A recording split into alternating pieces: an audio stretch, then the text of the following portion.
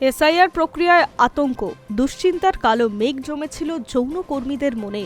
পাশাপাশি আদিবাসীদের মনেও বাড়ছিল দুশ্চিন্তা। ভোটার তালিকা থেকে বাদ পড়বে না তো তাদের নাম? কিভাবে জমা দেওয়া হবে বৈধ কাগজ?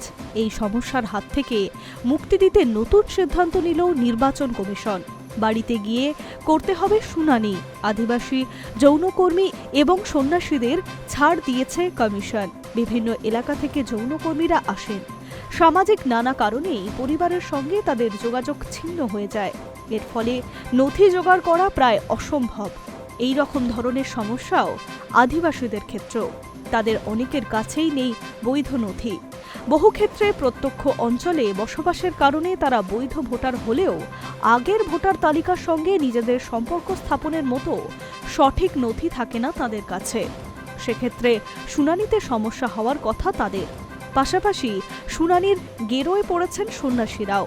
আশ্রমে বাসিন্দা হওয়ার কারণে তাদের অনেকের ক্ষেত্রেই দেখা গিয়েছে একই ব্যক্তির নাম রয়েছে একাধিক সন্ন্যাসীর বাবার নামের জায়গায়। এই সব সমস্যার সমাধানের কারণেই এবার নতুন নির্দেশিকা কমিশনের। সিনিয়র ডেপুটি নির্বাচন কমিশনার জ্ঞানেশ ভারতী জানিয়েছেন, যৌনকর্মী, দুর্বল, উপজাতি গোষ্ঠী, আশ্রমের বাসিন্দা এবং প্রান্তিক গোষ্ঠীর যোগ্য ভোটারদের নাম তালিকাভুক্ত করে তুলতে বাড়িতে গিয়ে করতে হবে শুনানি।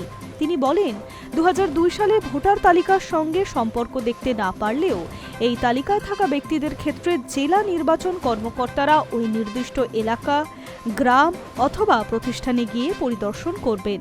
পাশাপাশি অন্য প্রাসঙ্গিক প্রমাণ রেকর্ড করবেন এবং ভিডিও করবেন। এছাড়া স্থানীয় বিএলওদের সঙ্গেও কথা বলবেন আধিকারিকরা। এই ধরনের সমস্যা নিয়ে প্রথম থেকেই আন্দোলন গঠিত করেছিল রাজ্যের শাসক দল তৃণমূল। পাশাপাশি বাংলার মুখ্য নির্বাচন আধিকারিক মনোজ আগরওয়ালকেও এই মর্মের চিঠিও লিখেছিলেন যৌনকর্মী এবং তাদের সন্তানদের নিয়ে কাজ করা 3টি সংগঠন। এবার চাপের পরেই এই সিদ্ধান্ত নিয়েছে নির্বাচন কমিশন, এমনটাই ধারণা রাজনৈতিক মহলের। Hi news network.